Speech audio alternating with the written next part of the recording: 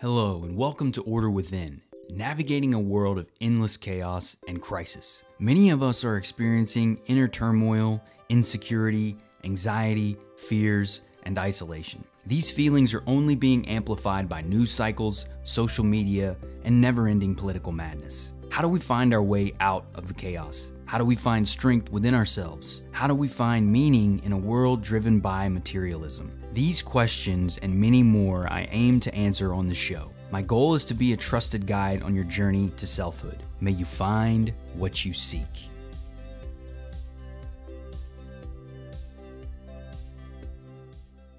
Time to get back into another episode of Order Within, Part 3 today. So this is a 5-part series on the pillars of self-esteem that's been developed by Nathaniel Branden, a very influential psychotherapist around self-esteem, how to go about establishing self-esteem within ourselves. So the first episode focused on defining what self-esteem is, looking at the components that make up self-esteem, which is self-efficacy and self-respect. The confidence and ability and belief in our abilities, thoughts, our creative capacities, that is efficacy, our belief in our abilities. Respect is our respect for ourselves, our belief that we have a right to exist, to be as we are. Those are the two components that make up self-esteem from his perspective. I agree with him as well, because when you start doing this work, you start to realize it. The second part was based on the first 2 pillars. So there's 6 pillars of self-esteem, and the pillars are practices. They're basically practices that show us ways that we can go about building our self-esteem.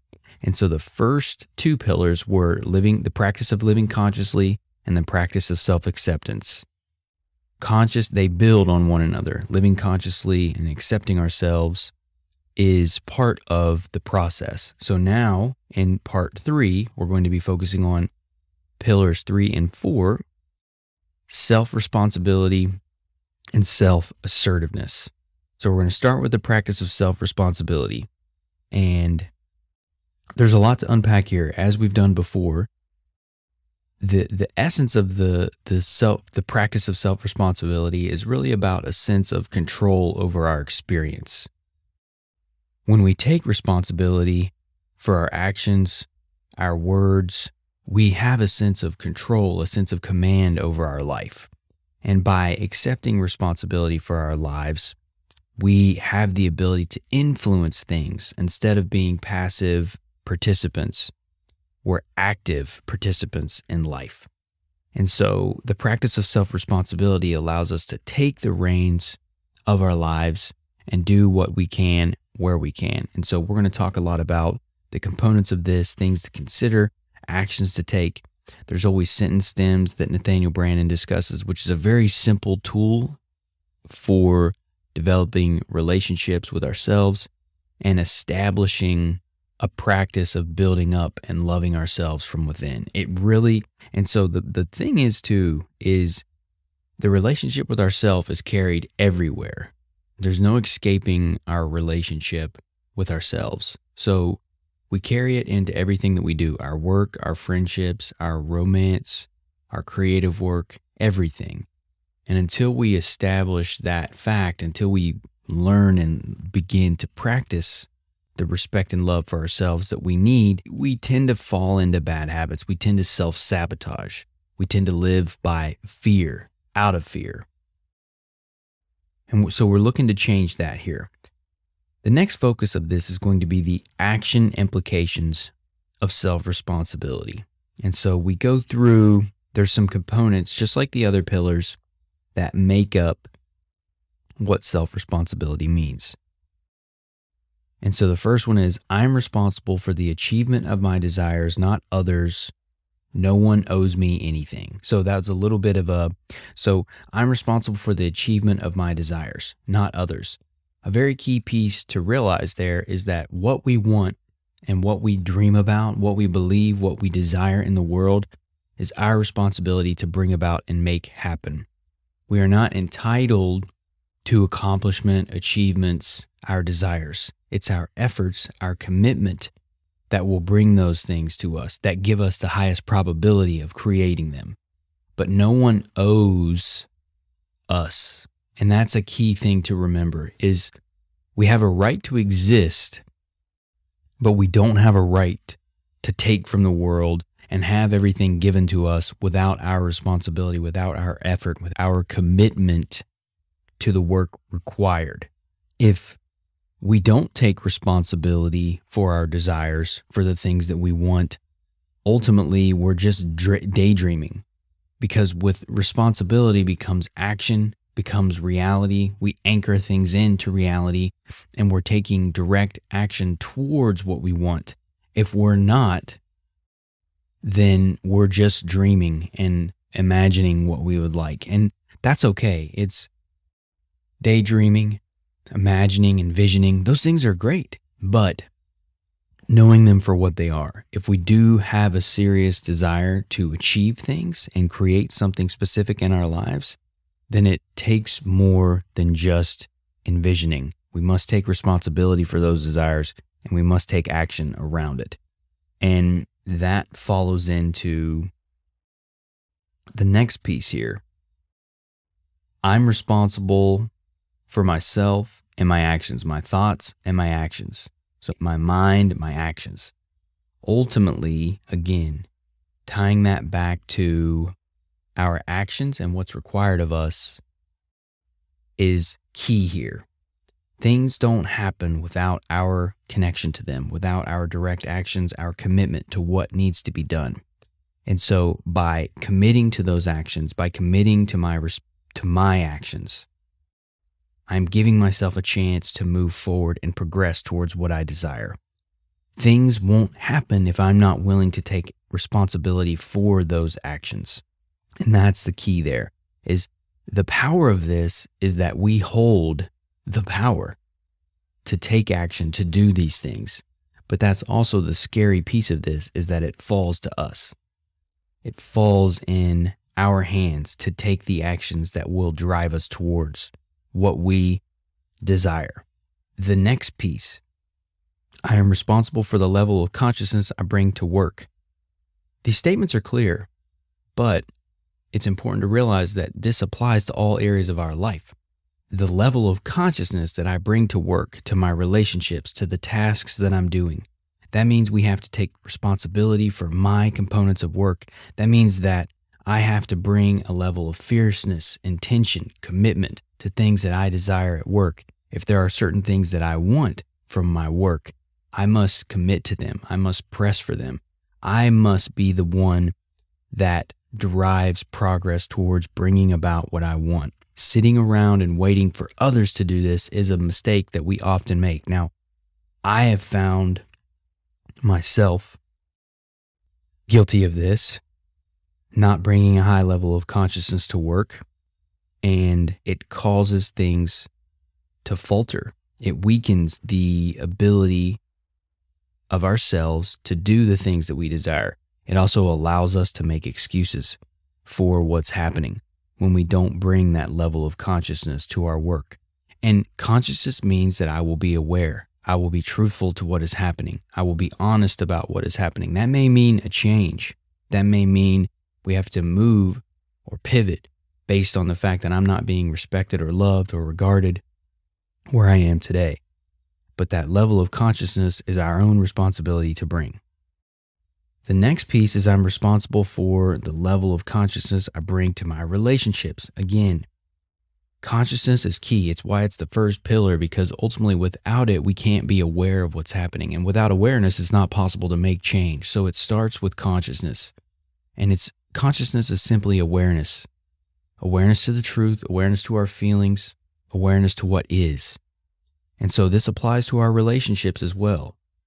Many of us will ignore what we see and know to be truthful.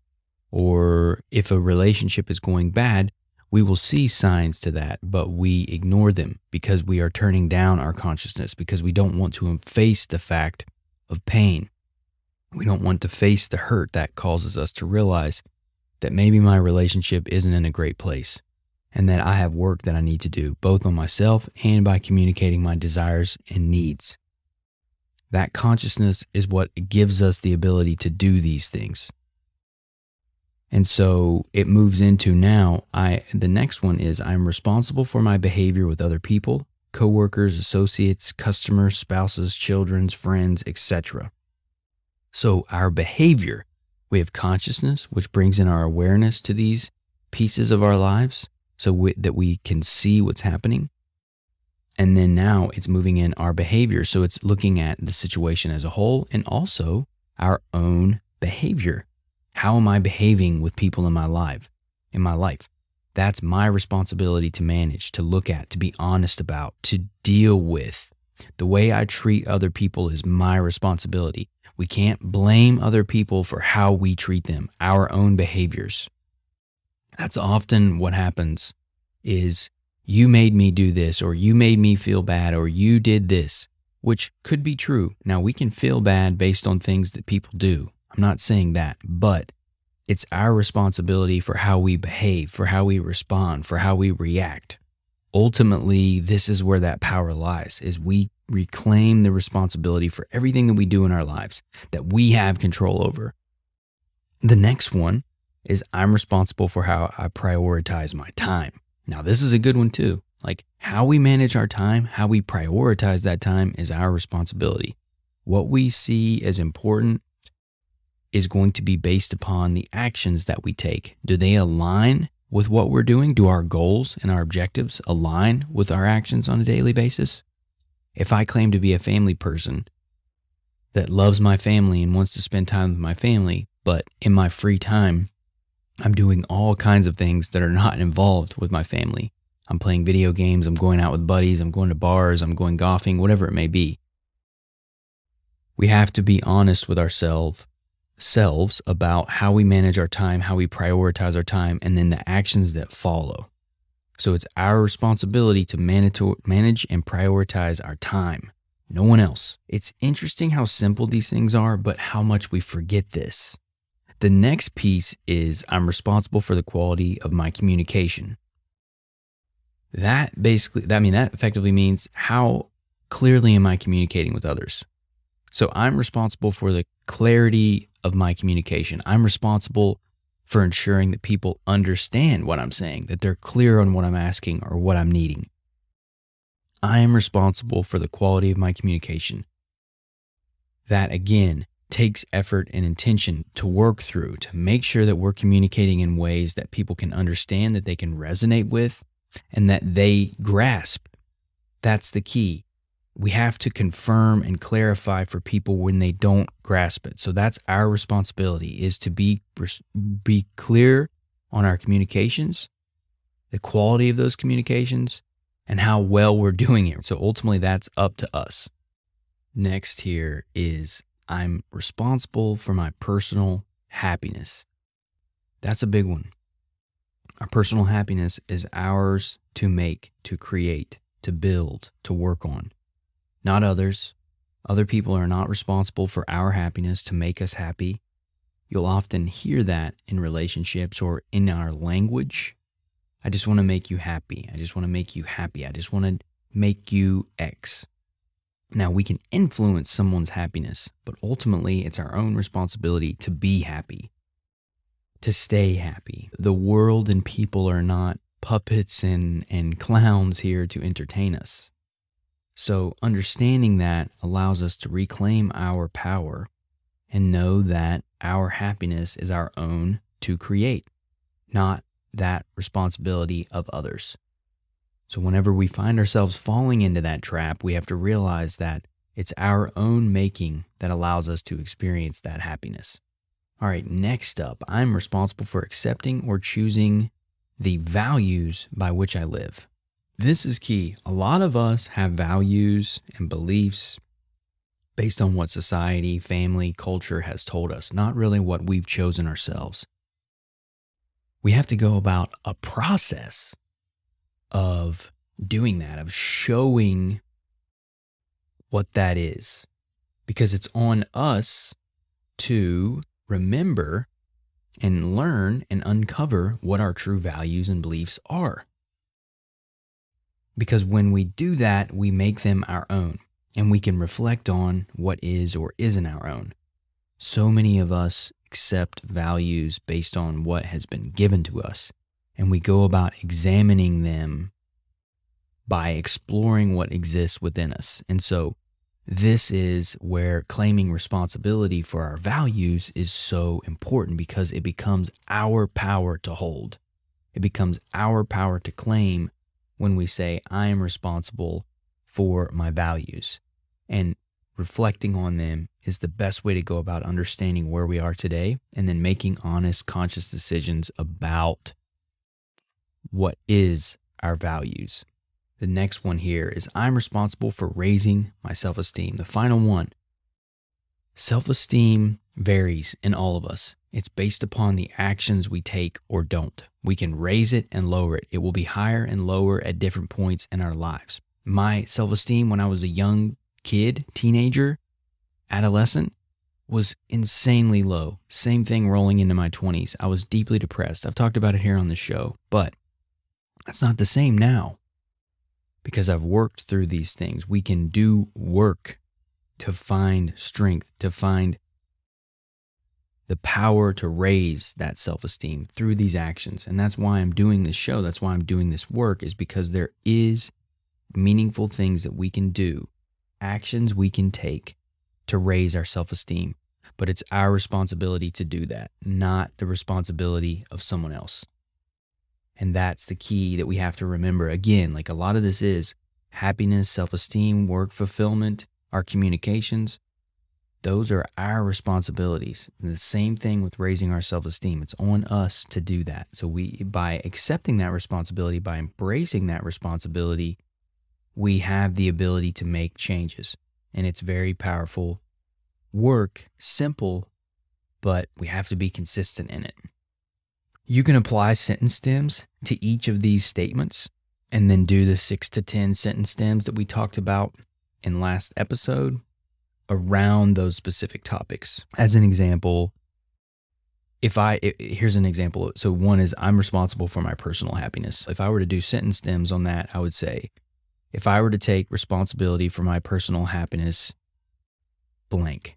And then it would be, you could say whatever. And so in this example, if I take responsibility for my personal happiness, I'll be happier. I'll feel better about my life. I'll live a more fulfilled life. I'll be more authentic to who I am. I'll have a better chance of living an honest life. I'll have a better chance of being fulfilled in my life. I'll have the best chance of living the life that I desire. So I was just obviously speaking that, but you can go about writing it, journaling it, recording it, whatever you want to do. And I will link to the sentence stems from this episode that Nathaniel Branden recommends. All right, so real quick, a clarification. This does not mean that people don't suffer through accidents or through the fault of others. We're not responsible for literally everything in our lives. There's a lot of things that happen outside of our control and our responsibility. I don't mean everything. We don't mean that we're responsible for everything in our existence. There are plenty of things that happen to us that are not in our control. People do things that are not within our control. People do dumb things. People do mean things. People do brutal things. We live in a society that's consistently doing dumb, brutal, goofy things all the time that create consequences in our lives. So there are a lot of things that we're not responsible for, but what we are responsible for is how we handle those things, our responses to those things, the actions that we take around them, and how we choose to live our life. But there are absolutely still victims in the world. I think the thing that frustrates me most about victim culture is it takes away the reality that there are true victims and that horrible things happen in this world, that they just happen and they're terrible. And so knowing that doesn't mean we have to blame ourselves for everything. That's the key here. It's not about blaming ourselves for all the stuff that's happening in the world. A lot of people do that too. It's like a form of self-abuse. So that's a quick note on clarification there around what's happening and knowing that we're not responsible for literally everything in the world. But let's keep rolling here. The difference is that we're taking a proactive approach instead of a passive approach to challenges and problems in life. That's what self-responsibility really means, is that we are hitting the challenges and the efforts, the problems, the difficulties of life head on. We're not retreating from them. We're not denying them. We're not passively rolling over to them. We are proactively hitting things head on. That's the power of living self-responsibly, is that you're taking a proactive approach to life instead of a passive. Many of us take passive reactions and paths to life, and it creates struggle because we're just sitting around waiting. And there's nothing that we can do if we're serious about making our lives better if we're taking that passive approach. It's interesting because it's easier to be passive and to claim the victim mindset, to be a victim about the world. But it's also harder because the life that you live when you're in that state of mind is miserable. I've been there. It's miserable. And so while yes, it's easier, quote unquote, it's actually harder. It's worse than it is if we take responsibility for our lives. Taking responsibility is hard, but it's so fulfilling. It's so much worth the work. Having a life that's your own, that you feel it, what you own it, that you live it every day, is an unbelievable accomplishment that not many people achieve. When we work towards this, accomplishing that, and the feelings that we have with us, the experience that we bring to life every day, is an incredible feat. That's why we do the work. Another aspect of this is productiveness. Work supports our existence, and without effort and goals, we remain children. So work is the means to which we live as adults. We are no longer children when we become adults, and we have to support ourselves. And that's ultimately what this means, is that being productive, working, is what allows us to support ourselves and live every day. And we do that through our efforts, through our commitment to work. And so if we're not willing to make that commitment, then we will struggle because we're waiting for someone else to do it. That's the challenge. We have to put in the effort to support ourselves, to exist, to live, and we do that via work. A lot of ways to work today in the world, which is an incredible blessing for us because it's so different than it was even 20 years ago, even 10 years ago. The fact that you can work for companies really all around the world, you can start your own businesses with ease now, it's wild. So there's a lot of opportunity for us to be as we are in the world today. Our ability to produce for ourselves supports our self-esteem. That's another aspect of that, is that it's a very powerful piece to who we are and allows us to build our self-esteem when we support ourselves through our actions. So it does support and empower self-esteem, whereas when we go the opposite direction, if we don't take that responsibility, we can easily lower our self-esteem and continue to chip away at our self-esteem. So self-responsibility is an active approach on life. Another aspect of this is thinking for oneself. Now, this is a big one, especially in today's world, because there's so much media and so much nonsense in the world that we often we're bombarded with information. But not very many people are truly independent thinkers in the sense that they're deciding for themselves based on all the information that's available, what they believe about the world, even those things that conflict with their beliefs initially. Independent thinking is directly related to living consciously and living responsibly. That's why living consciously is that first pillar. But there's a direct correlation between living consciously and living responsibly, because when you're living conscious, you're not ignoring information, no matter what the implications may be for our personal beliefs and how we live. When we're thinking for ourselves, we lean into consciousness and we live responsibly and we embrace what is. We observe and look at what is. Without that, we are only regurgitating what others have told us. We're just claiming thinking on our own, but really we're just repeating the opinions of others. Not blindly accepting without question, which again, We can exercise our mind and our responsibility, or we can pass that responsibility off to others, to government people, to media people, to journalists, to celebrities, to our family, whatever it may be. A lot of us pass responsibility for thinking off to others. And what it does is it causes us to blindly accept things without question. The whole concept of I'm just doing my job is a prime example of that thinking. Horrible, brutal acts have been committed throughout time based on that concept of I'm just doing my job. In other words, I'm blindly following orders with no question. That's a dangerous place to be in general. If we're serious about thinking and being free, we have to take responsibility for our thinking and not just accept things without question. We should challenge and question everything. That's okay. That's healthy, regardless. We want to challenge the ideas of the world. As thinking today is often just recycled ideas from others that I had mentioned. That's not where we are. That's not what we have to do.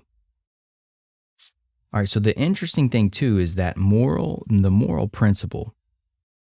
Taking self-responsibility, we imply that others are free and not here to serve us and exist to meet our needs. So that's a key piece here, is there's a sovereignty element to that. When we take self-responsibility for who we are, we lean out into the world and we know that exists for them as well. That's true for them as well. People do not exist for here to serve us. They have their own sovereignty, their own responsibility to manage, their own life to manage. So when we embrace this, we naturally embrace it and recognize it in others. Never ask a person to act against their own self-interest as they understand it. And that's something that I think, particularly in the business world and relationships, it happens a lot. And so being aware of what that means and trying to do our best to never ask someone to go against their own self-interest. It's a cruel thing to do, really, unless it's truly those things of self-sacrifice where you're saving someone. That's an act that someone has chosen. But don't ask them to do that. It's a subtle cruelty that exists throughout our world. And then the last piece of self-responsibility, and then we're going to move into self-assertiveness, is no one is coming to save us. No one. The quicker we allow that to sink in, the quicker we can begin to make change and take responsibility for our lives. No one is coming to save us. And that's okay. We have all that we need now. Now, that doesn't mean we're alone in the universe. It doesn't mean we've been spun out into the universe, into a cold, dark world on our own. But no one is going to save us. We have all the tools and abilities that we need now, or the potential for them to be developed. But it's our responsibility to save ourselves, to claim our lives and save ourselves. So relinquish that idea. The quicker we can come to that truth, the quicker we can progress and move forward as a species. All right, so now we got the practice of self-assertiveness coming up. So self-responsibility was the third pillar of self-esteem. Now we're looking at self-assertiveness. Self-assertiveness means honoring my wants, needs, and values, and seeking appropriate forms of their expression in reality. Self-assertiveness basically means that I have needs, I have wants, I have desires, and I will pursue them. I will go about doing that in an appropriate means, so not abusing, being evil, crazy, corrupt to achieve those things, but it's my responsibility to honor those things, and I will go about doing it by asserting my wants, needs, and desires. Self-assertiveness is not belligerence and trampling over others to meet our needs, just as we had mentioned a second ago. We're all doing this. All of us are doing the same thing. So we can't trample over others to get what we want. That would be going against what we know to be true about the responsibility that we carry and the actions that we take as individuals, and recognizing that no one is here to serve us and that each of us are doing this same thing. Belligerence and trampling and aggression is not what self-assertiveness is about. We have to honor ourselves and we honor others, but we have a right to communicate and go after what we desire. We're not entitled to those things, but we absolutely are entitled to the pursuit of those things. Even looking at it, life here in America, the pursuit of happiness. That was once meant to be the practice of happiness. That's the liberty that we carry. That's the right, the pursuit, the practice of happiness. Not at the expense of others, but what we can create for ourselves. Self-assertiveness is the willingness to stand up for myself and treat myself with respect in all human encounters. So again, it's honoring who we are and speaking out, standing up for myself, the things that I want, the things that I need, drawing boundaries. People have a hard time to do this. Self-assertiveness is very difficult for some people, but this is what it's about. We have to speak out. We have to stand up for ourselves. We have to draw boundaries. We have to communicate. And it's a practice, remember? All of these are practices. They take time. We do it day by day, bit by bit. We learn, we fall off, we make mistakes, we get back on it, and we do it again. Authenticity and self-assertiveness are connected. We assert ourselves, our true identity, our authenticity by being assertive, by communicating who we are. So authenticity is tied up in this.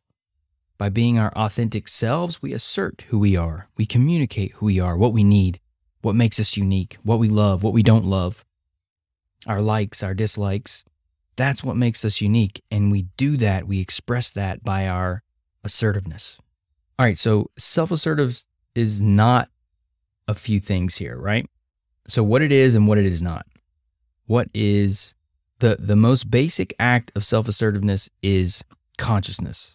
Being conscious, being mindful, asking questions, challenging authority, expressing our being is all self-assertiveness. By bringing consciousness to life, to existence, we are asserting ourselves. We are asserting who we are. And that's the power of self-assertiveness combined with consciousness. So consciousness, again, is that foundation to this. It's the most basic act of self-assertiveness, is bringing consciousness to life. And so consciousness is key here. It's not just simply rebelling without consciousness. If we're rebelling without consciousness, then there's a good chance that we are going to be, it's a mindless rebellion. And it's a reflective resistance, even when it's a good thing. This is often seen in teenagers, right? Like you'll tell them that you want them to do something and they just say no for the very fact of saying no. And when we're young, that makes sense. It's the process of separating. We're growing up. We're going through our adolescence. We're rebelling against the world. We're finding who we are. But if we don't break that habit and we carry it on into life, which is what many people do, we literally do things that go against our own interest and well-being simply for the fact that we are rebelling. Not because we're choosing to rebel, but because we're reflexively rebelling. It's habitual. That's dangerous because it often goes against our own goodness and what we want and what we actually desire. So being mindful of that, where we're being reflexively rebellious in moments. Self-assertiveness entails bringing ourselves into the world, not just sitting around, not just aspirations. We actually get out and we get into the arena. That's a key thing here. It ties into idealism too. This is something that Nathaniel Branden says about idealists, and he says that this is one of the most self-deluding beliefs that we can have, is that the idealist has this vision of the world, but they don't bring action with it. So they declare, my ideals are better than what the world has, and therefore I am better, but I know this, so I don't need to take action, but it's my ideals that are enough. As long as I have this idealistic version of the world, then I have overcome what is. And his point is that's delusional, because really it's just in your head. And it's something we tell ourselves a lot. I've been idealistic about a lot of things in my life. Relationships, work, my relationship with my parents, a lot of things that I had to work on and overcome because I was wrong. I was simply wrong about what I believed and what I thought regarding these pieces. So remember that ideas without action is really just daydreaming and thinking in our mind and really not doing much to do it. And it will over time create misery if we don't change or we don't create action to support it. Again, my life is my own and not others. It's a key piece that's repeated throughout this, but it's important to understand that my life is my own and not others. My life does not belong to others. My life is my own, and others do not belong to me.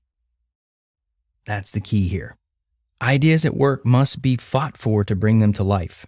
Ideas are not enough. That's what I was mentioning earlier about work and just entrepreneurship, business, whatever.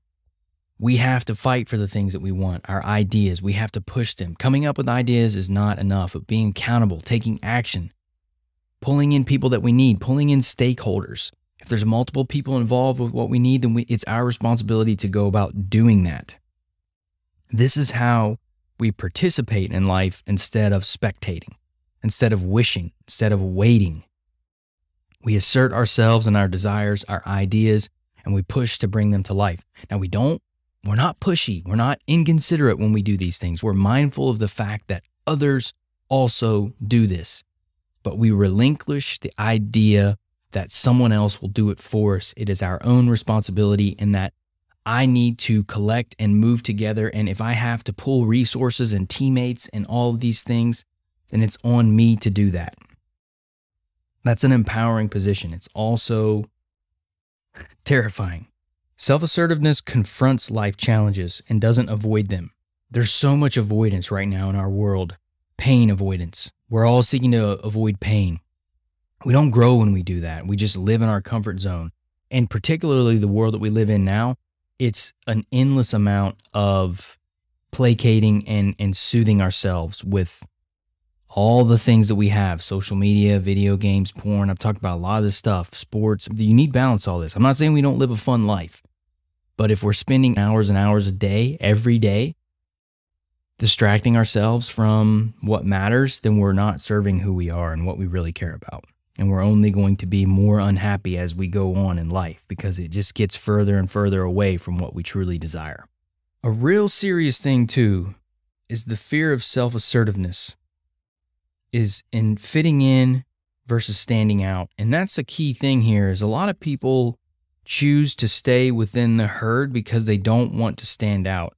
Self-assertiveness naturally stands out because you're asserting yourself and your desires and your needs and your wants regardless of what society may say. And that's a scary place to be. So it takes a lot of courage to do that. This is an individuation process. Throughout history, so many brilliant minds have talked about becoming a whole individual, knowing thyself, connecting to who we are. The interesting thing is, though, when we know ourselves, when we develop an individual relationship with ourselves, it empowers us to have relationships with others because we now understand the inner dynamics of human relationship and what it takes to be successful and fulfilled and be happy.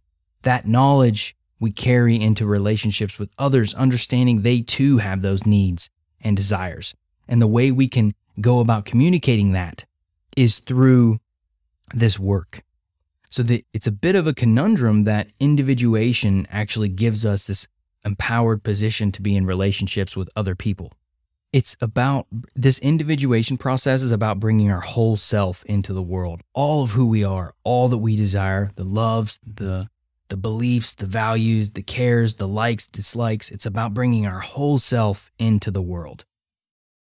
When we don't do that, when we don't express ourselves, we are hurting our self-esteem by suppressing who we are. And this happens a lot. We go about life not pursuing what we truly desire out of fear, whatever it may be: fear of money, fear of our parents, fear of society, fear of failure, fear of whatever people will think, all kinds of fears. But over time, that erodes our self-esteem and our relationship with ourselves, and we end up being miserable until we learn to honor who we are and being honest with who we are and expressing ourselves fully. We can't really develop a healthy level of self-esteem without that honesty and authenticity.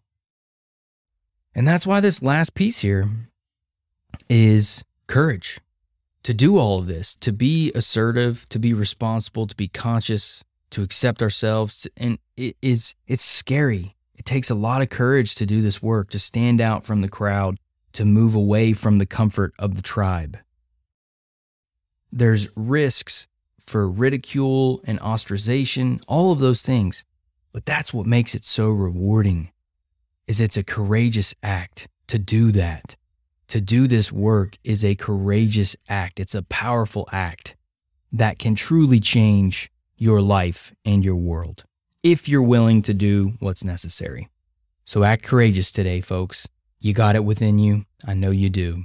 So that's it for today's episode. We'll have the remaining 2 pillars on next week's episode, and then I'll wrap the 5-part series the week after that, kind of bringing it all together. I really hope you're enjoying this series. I've been loving this. Nathaniel Branden's work is brilliant, so I really hope you're getting some value out of it.